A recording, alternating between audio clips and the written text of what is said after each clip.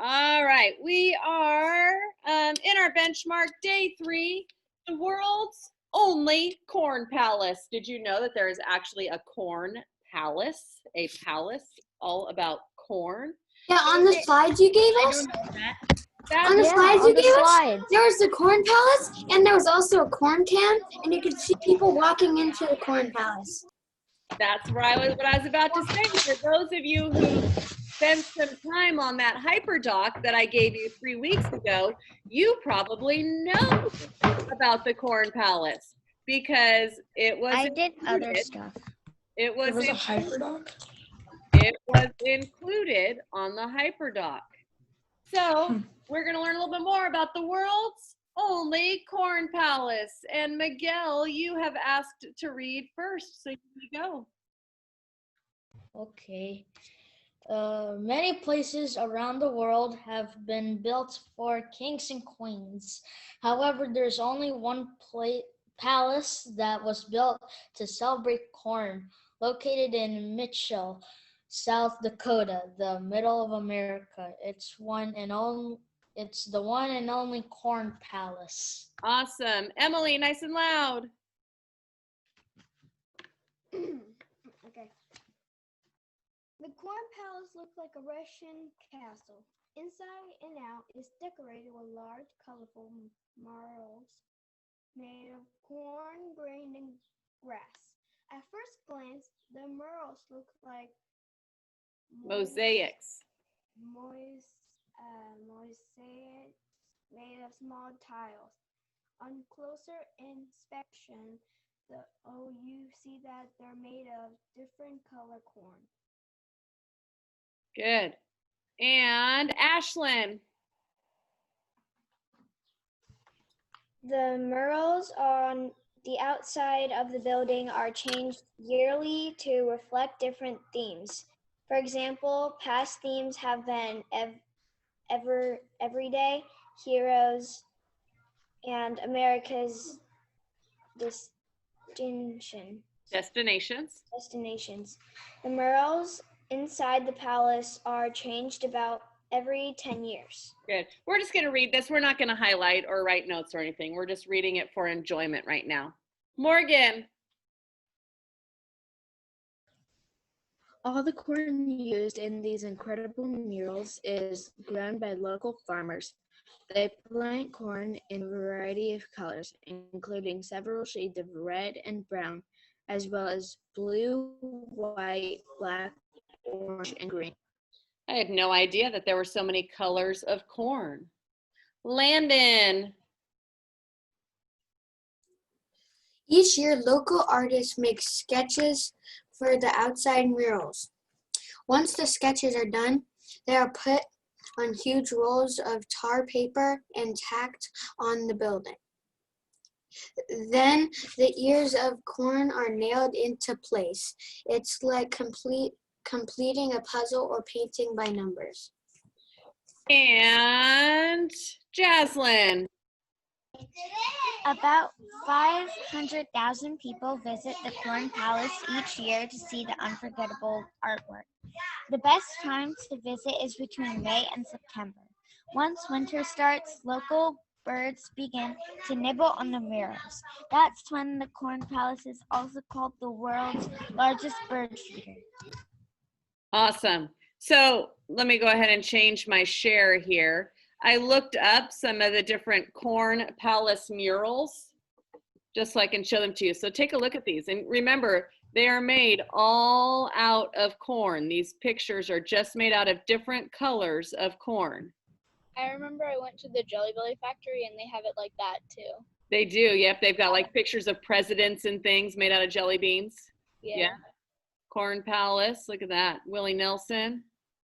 Oh, there's like a Halloween one with a black cat and a haunted house. Miss Triplet? Yes. Is the whole entire building made out of corn, like the walls and stuff? I don't think so.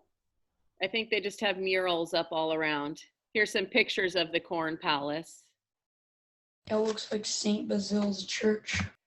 Yeah, a little bit, huh? Looks exactly the same as when I saw it through the corn can. Through the corn cam.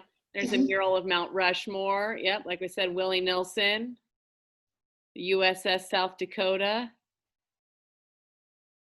Pretty cool that they make those all out of corn. Well, while I'm here, let's take a look at our benchmark slides real quick. So for the first slide, and I don't know what I was thinking when I made this. I must have been half asleep because I kind of messed up on my title. Like this part down at the bottom is not subjective, objective. That's this top part up here. So the science of growing food. The first part is, in the first box, you're just gonna write subjective or you're gonna write objective. You're trying to decide, is the two editorials that we read, are they subjective or objective? And just a reminder, objective means it's unbiased. It's not influenced by facts or by emotions. It is all just the facts. And subjective is when the author gives reasons and evidence to support their own arguments.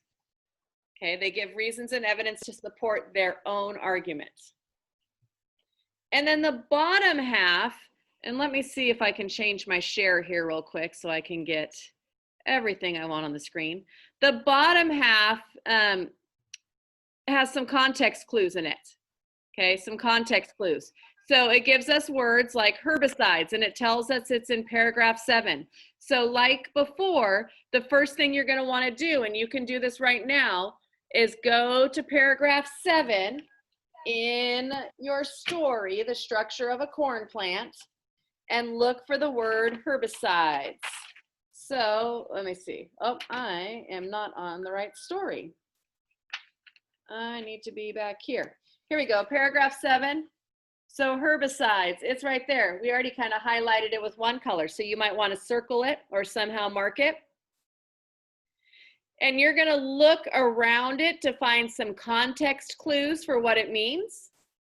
Then you're gonna create your own definition. And then you're gonna check your work by looking it up in the dictionary. The next word is fallow. It's on page 16. So when I click on over, not click on over, when I flip over to 16, I had already highlighted that one too. Letting the land lie fallow. So again, look for words around there that help you with the meaning. Come up with your own personal definition, then a dictionary definition. And the last one is obsolete, and that is in paragraph 19. So there's obsolete. And after you have finished that slide, you also have your definition slide. This time you need to choose two free choice words. Uh-oh, pay attention here, guys, because I forgot to put a box on here for you to type in.